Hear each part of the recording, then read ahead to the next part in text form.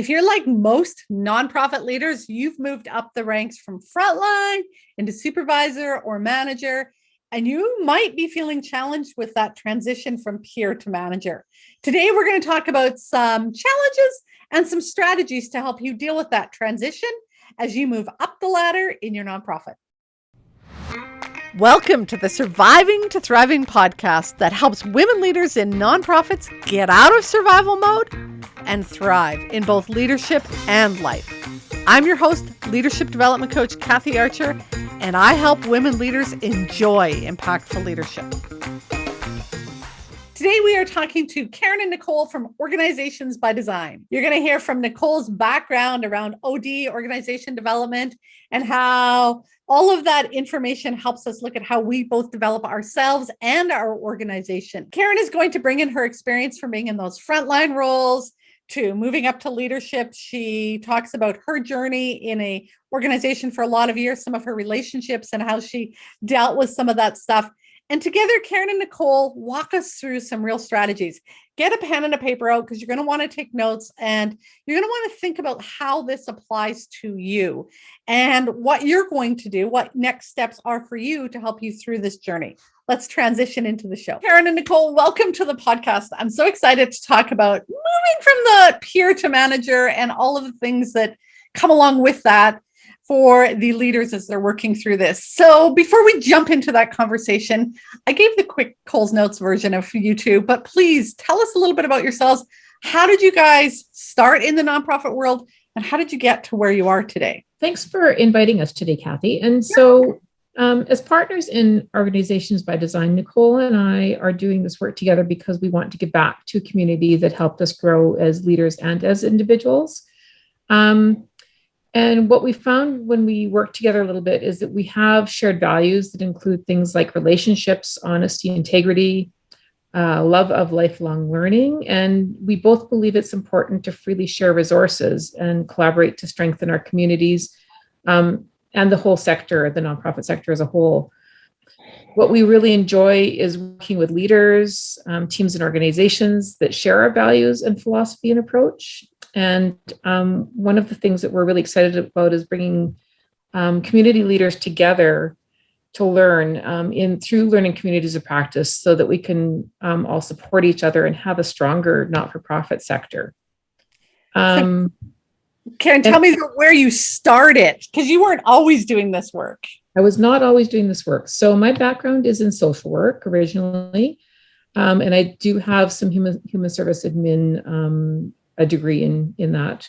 And what my career has looked like so far is that I started working with youth serving organizations and rose quite quickly into leadership roles. And then I would go back to frontline and I rose quite quickly into leadership roles. And through that process, I really understood the value of being in relationship with people. It didn't matter if I was working with direct clients or with the people that I supervised or with my manager or with the community. And that's kind of what led me down the path of wanting to work in administration in the human service field, because it is about that relationship. And that's what I value most is helping people, whoever they are, learn and grow and develop in this field. When you were doing frontline work, what kind of work were you doing?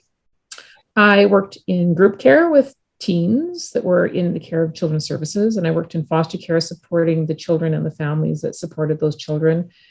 And I did worked in a couple of agencies that were early intervention. So my last job was a 20-year stint as a leader at Terra Center for Teen Parents, helping those young families, embrace their parenting journey and grow as individuals. Mm-hmm. And so, that's kind of my heart is in the early intervention sector. We have similar backgrounds. I don't have a social work background. I have a child and youth care background. But I very much remember the days of chasing down AWOL kids. Yep. Now, we don't do that probably the same way anymore than we did back then, but I definitely remember those days. Me too. And the on-call. Oh, yes. Overnights. Yeah, with to keep an eye out what was going on. Yes. The good old days. The good old days. Yeah. Thank you, Karen. Nicole, tell us a little bit about your journey. How did you get to where you are today? Well, I started as an occupational therapist, and my work's always been in psychiatry. And I found a really cool job and did it for about 10 years, vocational counseling with people from very different occupations and with very different kind of conditions that brought them to me in the work that I was doing. And I got really curious about the organizations that they were working for, because it seemed like they always weren't that healthy. And so I started to really get curious about organizational development and leadership. I went on to do an MBA in that specialty area, and have continued to kind of really do coursework in culture and organizational development. But I've had, unlike Karen's breadth, like Karen's had a lot of depth of, in her field, I've had a lot of breadth. My CV is very, I worked provincially with Alberta Health Services with some of those youth that you guys talked about. I had a PTAD program. So there were 4 facilities in the province, did mental health and addictions, worked in a number of different places. I was an executive director with the Alberta Graduate Student Association. So I've had a lot of different work in all 3 sectors. So some work in the private sector, some work in the government sector. And then Karen and I met through Tara. I actually came in, she was seconded to the city, and I was seconded to come in and cover off some of the work that needed to be done while she was away. And when she returned, we sort of developed this really amazing professional relationship, and decided that we were going to become partners. And we now work with Organizations by Design, doing leadership and organizational development work. And it really is our heart work. I got to go back for just a half a second. You're talking about you got interested in these organizations and what was wrong with them. Were you ever in one of those situations where things were, I'll use the word toxic, maybe not that bad? You don't have to get into the details. Oh, absolutely. Absolutely. And, it was,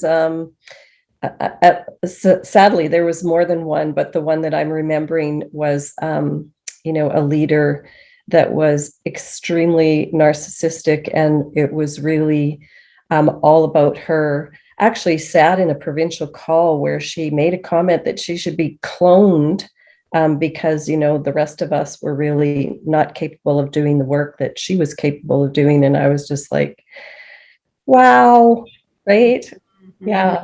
So that, that didn't go well, didn't end well. And, I had to leave. Like, it was just an environment that was really unhealthy. People were afraid of her. It was, it was, and oftentimes it's about, the leader, right? Because the leader sets the tone, and, their sort of style of leadership and how they relate with people and the relationships that they have and how much they value employees really creates that culture in that team or that organization. And so, yeah, which brings us full circle back to the topic of today, moving from peer to manager. And, a few minutes ago, Karen, you were talking about your journey, and you talked about PCAP funding. The acronyms change, but the organizations are still the same. And there are amazing organizations out there in the nonprofit sector. And there are a lot of organizations that are struggling, and to Nicole's point around culture, and stuff happens. And one of the things that we're going to talk about today, and which happens for so many of us, and me included, you move from frontline to supervisor to manager to coordinator to director, whatever, but you had different relationships when you start it with your peers, and then you get into this weird, awkward place where now suddenly you're their supervisor, and things change. And that's, I think, part of what happens, what you're saying, Nicole. The leaders move up, and the leader sets the stage. But if they haven't figured out how to do that transition, then things go crazy. So let's dive into that. What are the challenges with moving from peer to manager? Yeah, this is the challenge. And my journey's been very much like that. I have moved from peer to being a supervisor and manager a number of times, and each time I learned a little bit more. Me too. Yeah. So one of the things that's really important is to one of the challenges is to understand that there's a difference between being a professional and being friendly or a friend.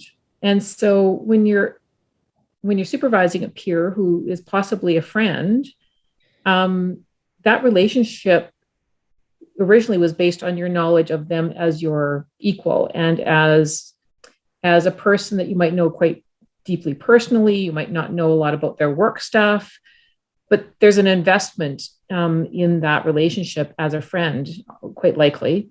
And so then you also might know, or you might not know, about some personal stuff that could affect their work. And so there's an unfair advantage in some ways, but it's also a bit of a challenge because the new supervisor might have a need to protect and care for that person in a way that she or he would not do for a person they don't know as well.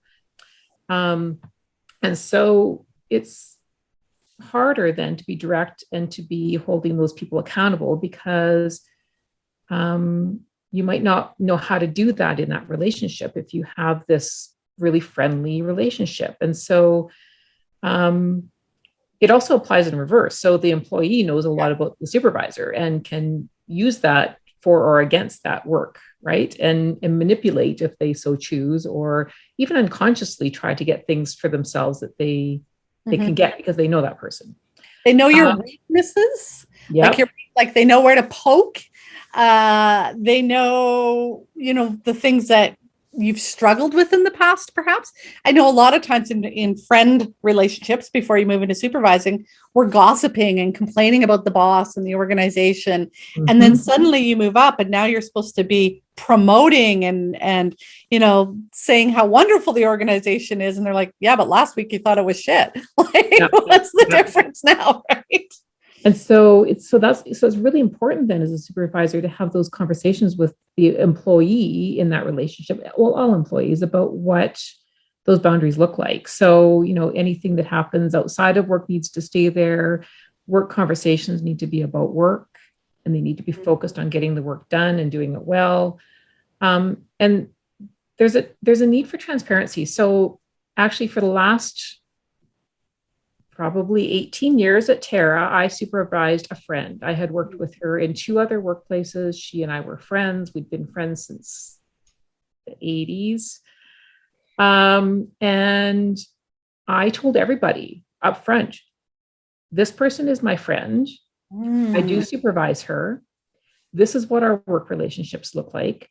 But if you are ever uncomfortable, because perceptions from other people are so powerful, I wanted them to know if they were ever uncomfortable or questioned something, they needed to tell one of us because we need to address it before it becomes. Yes. And I also had to be open to hearing that feedback. Right. So did you ever have anybody come tell you that? Yeah, I did. I had people say, I think you're favoring this person. And, so we would have a conversation, but I really needed to put my friendship aside because I needed to hear that person and what their experience was because of that friendship. Yeah. Okay. I know we're going to get into all the other stuff, but I just got to pause here for a moment because you guys said at the beginning, this work has transformed you. My guess, Karen, is you didn't get to the point where you could have those conversations without doing some personal development work on yourself.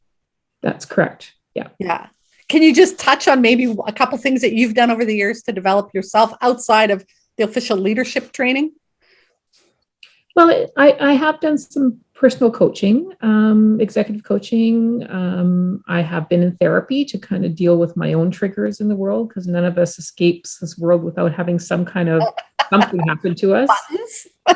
And then I have done a lot of work around leadership roles and leadership responsibilities. So like training and understanding, doing deep dives into what is my purpose in this organization. And how do I need to show up? Yeah. Like, how do I need to show up to make sure that I'm doing the best job I can and making sure that the people I work with are doing the things that they need to do well. And so it is about having those deeper dives into that role clarity and accountability to myself as well as the organization. It's the self-reflective piece. It's not, what do I need to do to sign timesheets and make sure schedules are filled? It's stepping back and going and signing. Yeah. Like, what do I need to do? What's my role? Okay. Sorry for the segue, but I love that part because I think often this is the part that leaders forget is the actual work of leadership. It's growing and developing yourself so that you can go out and do the other work. Absolutely. Okay. Any other challenges we want to cover? Did I miss anything? Oh, there's a few other challenges. We talked a little bit about boundaries at work and outside of work. And I think it's really, important to make sure that you're really clear in a leadership role about the expectations of relationships that might exist between peers outside of the workplace. And, anything that, is happening out there that relates to the work kind of needs to be brought back into the work.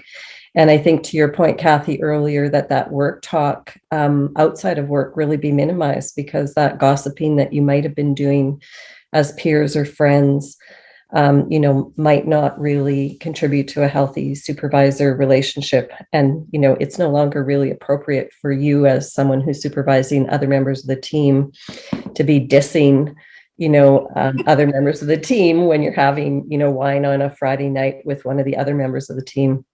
And so I think that's really important. I learned that lesson way back as a group therapist, when we talked about, not just the clients that were in group, but also the staff that were in group. The expectation of the program is that if stuff was happening outside of the group room, that it be brought back in, because we needed to process it. And I think the same thing applies in the work environment. Yes, absolutely. And we're going to touch on this later, but I just want to plant a seed now as well. You need to create new relationships to have those conversations with. And you guys are doing some communities of practice. I'm doing some communities of practice with AVNA, Alberta Home Visitation Network. Create those new relationships so that you do have somebody to have those conversations with. It's not appropriate to have them with your subordinates. I hate that word anymore. All right. Any other things we've got to cover here? I don't think so. I think that the perspectives of the other team members was covered, in Karen's kind of commentary, really looking at being open to hearing feedback from others on the team if they perceive, because sometimes it may be their perception, but it also may be something that you're not aware is happening. And I think that particularly applies when you get into the position where you're looking at promoting, someone into a new opening or a new position, or giving people stretch opportunities, or I think that you have to be really kind of extra cautious about ensuring that you're promoting a colleague who has the competencies and the skills, and not just someone who you're friendly with, because then you get somebody in a job that's, not really capable or competent to do that job. And that's not a good thing. And we all know that's happened. All right. So those are the challenges. How about what can we leverage when we move from that peer to manager in a nonprofit? What can we leverage with that journey? Well, I think that if we have those already established relationships with, a friend that we've met in the workplace, or a peer that we've worked with over the years, that's that trust that you have in that relationship is already in place. You've already established that sort of ease and ability to converse with each other. I think there's, I would assume there's some mutual respect there, that you're able to give each other open and honest feedback, and that you can be real with each other. So you don't have to establish or develop a relationship like you do with a new person. It's already there. And I think what my experience has been is that you have a dedicated, team player, and, staff that really are committed to the work. So, yeah. Yeah. Karen? Yeah. Yeah. So I think that another thing you can leverage is that because you know this person, you know their strengths, and you know their capacity, and you kind of know learning style even, and how much you can push them. So you can hold their strengths up and help them rise to their full potential. And so because I worked with this person that I talked about earlier, my friend, in another organization or two, I knew her quite well and I knew her work strengths. And when she came to Terra, I didn't supervise her and I saw her flying under the radar. And I let her because I didn't supervise her, in a different department. And once I became her supervisor and we established what our work relationship would look like, I started to challenge her and help her use her strengths and build on her strengths so that she could do even more for the organization and for herself. So not only did you see her strengths, but my guess is you've probably heard her whisper or say where she wants to be or how she wants to grow, or I wish I could be doing this more, or if only they'd let me take on this role, or something where that next level potential is. And you've got access to that. So absolutely you can leverage that. Yeah. And another thing that works really well to leverage is that if you're a supervisor who has done the job of the people that you're now supervising, that gives you some credibility because you understand the pitfall, you understand the workflow, you understand some of the challenges, and you also understand some of the benefits of working in those roles. And so that does give you some credibility to have some really honest conversations with the people that directly report to you. And so I think that, if you have a supervisor that doesn't understand the role, you have to earn that credibility. You have to learn that frontline experience. But that's something that you come to the role with if you've just moved into a new role as a supervisor. So I think that gives the team also some quicker access to the expertise at hand. Mm-hmm. I was doing some training the other day and the leader this one lady came on late and there was a crisis in her organization. She'd just moved into the leadership position 2 days prior. So yeah, she'd been doing the frontline work. Big crisis hits, police show up at the door, the whole bit, right? Yeah. And of course they come knocking, what do we do? And she knew it. She knew how to handle it. She knew what processes to do. She took control, ran through it. Because yeah, you're right. She had that frontline experience. She could leverage all that, but from a different lens. Yes. And I think it also gives the supervisor some flexibility in terms of how to handle it, because if you're experienced in handling those situations, some of the practices and policies that you can be flexible with. Yes. Right? And so that helps that situation resolve sooner than if you don't know those things. Yeah, absolutely. Any other things we want to talk about in terms of what we can leverage? Well, when we talk about that, that already existing friendship, I think it works the other way too. We all know the responsibility that managing and leadership carries, and there's just a whole bunch of stuff that, all of us need to learn and need to keep learning, as we grow as leaders. And I think if you have someone that's known to you, that's a friend, they can also provide you with some patience and some understanding and maybe even some valuable feedback on how you're coming across, right, in that new role for you as a whatever supervisor, manager, director, executive director, whatever role you've taken on. So I think there's a little bit of comfort in that. You're being too controlling. Totally get it. Yeah. One of the things I'll also talk to some of my students about or my clients about is rather than getting feedback, getting feed forward. And so I want to be better in this meeting at, keeping things on track and making sure we're staying on course, or I'm working on not rolling my eyes when something happens. And I always say, find a safe person that will give you that information. So set it up ahead of time. This is what I'm working on. I want you to watch for this. And that friend might be that safe person where you can create that relationship to get that feed forward. Absolutely. Yeah. All right. Are we ready to move on to strategies? We are. Already. Okay.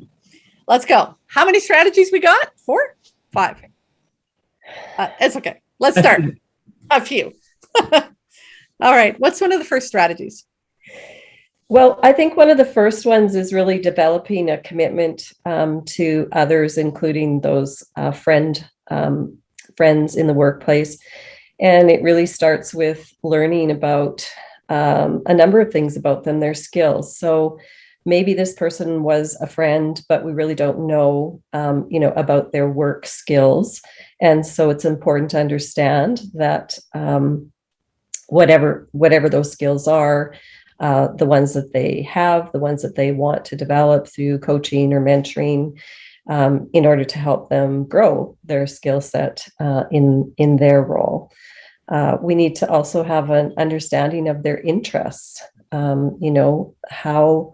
How will they best fit into different, opportunities within the organization? What are they hoping to do career-wise, and how can we help them to grow, to develop the capacity they need to move and be promoted into those roles, provide them with stretch opportunities. We need to understand their values. Karen and I do a lot of work around this, and we know that, individual values and the fit they have with the organizational values are really critical to a satisfying, relationship and role within the organization.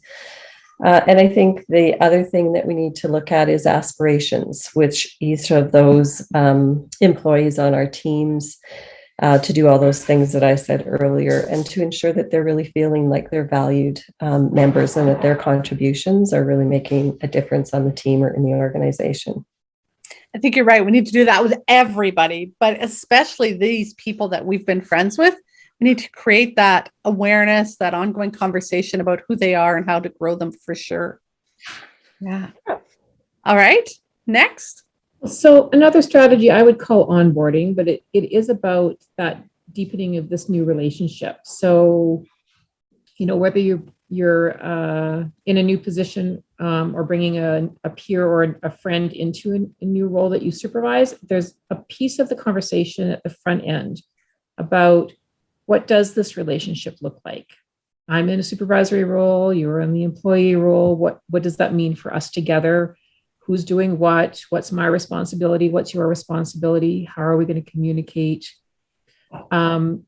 And expectations around that supervisory relationship. And so every supervisor will have their own style, but is it open door? Do you need to create a list to come to supervision? Is it scheduled supervision? When can you call me in a crisis? Those kinds of things I think are a really important part of the onboarding process and that relationship, defining that new relationship. I love what you're talking about, because I think often we have staff meetings on this day. These are when timesheets are due.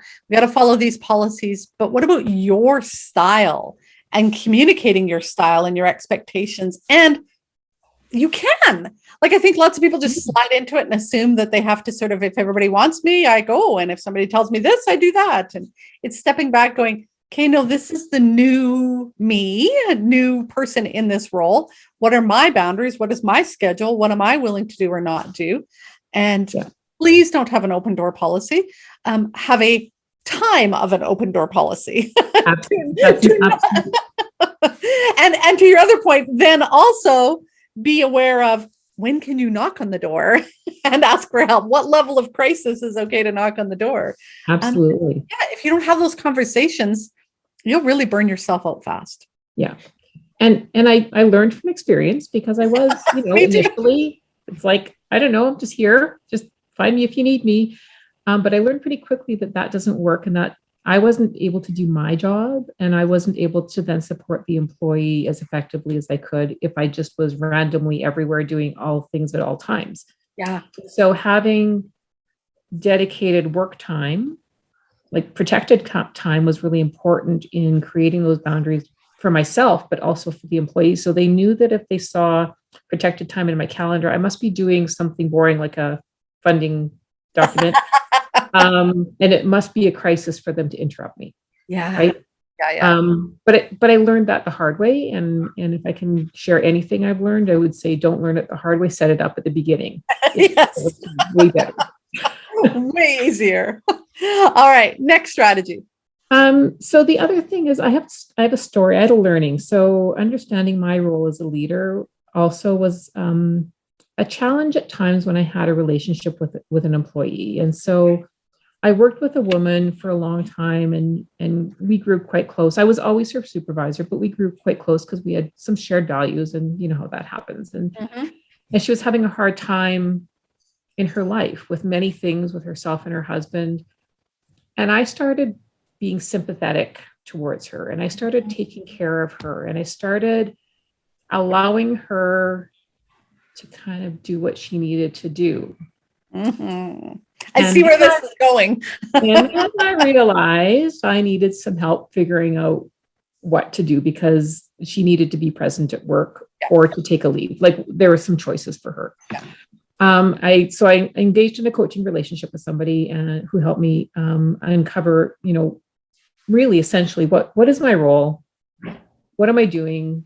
What is the most important in this work relationship? And I realized my role is to support her to be a good employee. And so I needed to have a conversation with her about that. So I went back to her and said, I've been taking care of you and I care about you. That's not my role. My role is to make sure that you as an employer are doing the job that you're paid to do and that I'm supporting you to do it the best you can. Yeah. Right. And so that was a real learning experience for me just to be able to walk through that with her. And it gave me a lot of clarity around some other relationships where I might be taking care of people as opposed to being a supervisor, a leader, a mentor, a coach. Yeah. Right. It goes back to that self-awareness piece. Are you guys both journalers? Do you journal at all? Yes. Yeah. Are Yeah, you I am. comfortable? Yeah. Some people aren't, and you don't have to be a journaler to be self-aware. It's a tool to become more self-aware. And I think part of it is creating the space, the time to do that, but stepping back, like you say, going, what is my role? What's the impact of having? What am I doing? What are my triggers? Oh, that caregiver in me is like, taking over and really starting to do some of that self-reflection piece. And I think you're right. As we move from peer to manager, self-reflection is one of those things that we have to take on as a part of our new role. Absolutely. It's so critical. Yeah. Yeah. Without a doubt. All right. So those relationships, onboarding, self-awareness, what are some other strategies? Yeah, so I think just a little bit further to that, developing that self-awareness, we use a whole bunch of, self-reflection and self-awareness tools and techniques when we're working with our clients. Journaling is one, but there's 9 other ones that we won't get into today. I think we wanted to touch on the whole idea around the emotional intelligence, especially when it comes time to have some of those difficult conversations.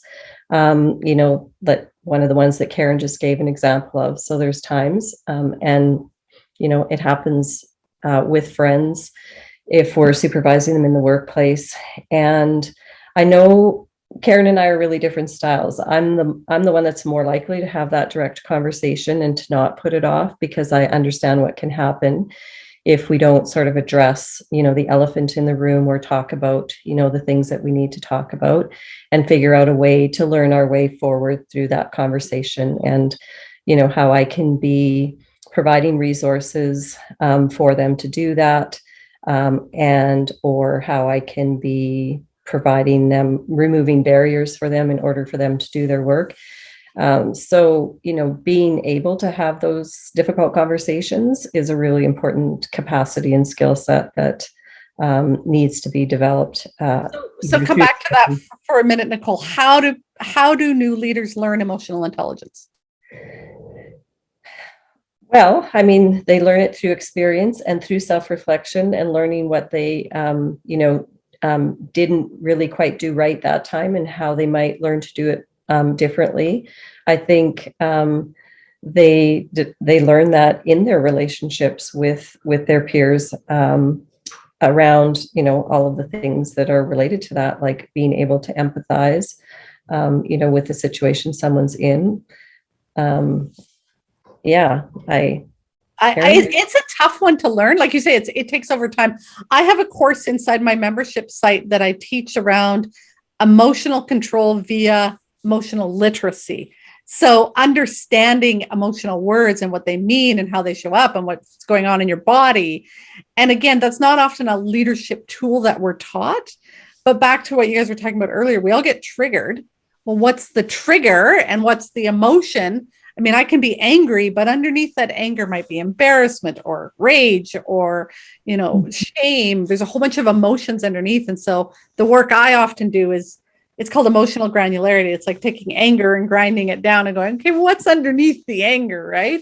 And we do that piece. So that's one tool that I have that I often teach. But I think you're right. It's an ongoing process, and self-reflection is critical in that. And I think the other thing is something that Nicole and I teach in some of our workshops is around having skillful discussions and dialogue and really understanding communication styles of other people. And that's a tool that you can use to sort of expand on your emotional intelligence. Because if you start understanding how other people work and what's important to them, how they communicate, how you need to be in a dialogue with them, then you can slows the whole process down a little bit and allows us to be more intentional. Well, and we do get into mental models, and we talk about, the ladder of inference, and we look at how, beliefs or assumptions or values we have might be influencing, thoughts that we have in the workplace. We do a bit of cognitive behavioral stuff. And so, yes, like you said, Kathy, it's like, why am I having this reaction? Like, what's underneath this? What's driving this? And being able to create those safe environments, whether it's in a one-on-one, with someone you're supervising, and having that, conversation about what might be happening or what's going on that needs to be addressed, or being able to do that in a team. There's lots of really good activities, exercises, and tools that we can use. I think the last strategy that we wanted to kind of highlight today was that one around accountability. Being able, when we're working with supervising someone that's a peer friend, to ensure, like Karen said earlier, that, you're here to do a job. You have a role that has responsibilities. There's expectations, there's timelines, there's, things that are part of your job description. That we pay you a salary to do those. And so being able to ensure that you can connect that individual's role with the organizational mission, with the vision, with the, program, outcomes or objectives, is a way to kind of depersonalize, but also to hold them accountable, hold their feet to the fire. And in that strategy, we're really talking about making it about the work and the job that needs to be done, and not really about the person. So, I think accountability and ensuring that we're holding our friends accountable for the work that they're doing. That's a perfect question to ask in self-reflection journaling. What's my job? Right? Like, if you just sort of write that down and answer that, you'll get some insights into, my job is to not this, right? So when I think about self-reflection, I mean, we don't have to make it anything crazy or weird or hard or really deep dive. I mean, you certainly can if that's the direction you want to go, but what's my job here? What's going well, what's not going well, what do I need to focus on? Exactly. What should I start doing, stop doing, and continue to do? Like, I mean, there's some real simple questions that you can start to ask yourself. The key is to create that time to do it. Yeah. And I think Karen gave us a perfect example of that earlier when she talked about the coaching she did. And she said, my job is not to take care of you, and protect you from things in the work environment. My job is to supervise you and to support you to be able to do the work that you come to do here every day. That's my role as your supervisor. Well, and I will add one more strategy that will wind us up for today. Don't do this alone. There's as Karen has spoke to, there's coaching. I mean, I offer coaching, but there's a ton of other coaches out there. Find a mentor, find somebody to reach onto. Your supervisor probably doesn't have a lot of time to support you. As we move up the ranks, we have less time and we think that you've got it. So find somebody to mentor you, guide you. And for me, it was my contract specialist. It wasn't even somebody in our organization. It was the person who was helping me write the contracts that gave me a lot of that mentorship. So we talked about communities of practice or coaching, get therapy, take training, find other women, create a book club that are also, in leadership roles, but don't do it alone. You leaned on your friends before, create a new peer group supports to move into now. Absolutely. And there's lots to be learned from being in relationship with other people from other organizations, especially if they're in similar kinds of roles, leadership roles. Yeah. One of our practices, Kathy, is following a group coming together to do a workshop, is we build those learning communities of practice. So right now we have a collaborative learning teams group. We have a Senge group. We're about to embark on an emergent leader learning community practice. So we bring those individuals, or at least give them the opportunity to continue that learning together that they've started, and to support each other in the roles that they've taken on in the different organizations that they come from. Well, that leads us to winding up here. Thank you, ladies, so much for being on here. But tell us, Karen, you started talking about what you guys do. Tell us where everybody can find you, what's coming up. Where do you want to send them to find out more about you guys and the work that you do? Well, Nicole, please jump in. So we have a website, organisationsbydesign.ca. And we'll make sure all of the links that these guys drop will be in the notes. All of the information about who we are, how we work, our upcoming workshops are on the website. And we do customized training of all of our programs. There's some stuff coming up in the spring around building learning communities of practice, which is building learning teams, as well as our Change Endurance series. So yeah, like Karen said, it's really a good idea to kind of peruse the website. We also do a monthly blog. And so if you're interested in getting our newsletter, please, sign up for that. Awesome. Thank you again, ladies, so much for sharing some insights, some ideas, and your own personal journeys. I think people love to hear that they aren't alone, and to know that somebody else has been through this and come out the other end, and that they can too. So thank you so much for being on the podcast today. Thanks, Kathy. If you found today's episode helpful, then you are going to love the training library. Many women leaders in nonprofits wish that they had a coach or a mentor to help them, but they don't believe that they or their organization can afford it. Oh, but you can. Inside of the Training Library membership site, you will not only get access to affordable and easily accessible ongoing personal and professional development training, you will also have access to a leadership coach at your fingertips. That way, when you hit those inevitable challenges that leadership will bring your way, you'll have both the resources and the support to navigate your way through them with confidence, composure, and while keeping your integrity intact. To find out more, head to kathyarcher.com/library. If you are enjoying the show, I'd love it if you could leave me a comment or a review on iTunes or wherever you listen to your podcasts. Thanks for listening. Go make the rest of your day awesome.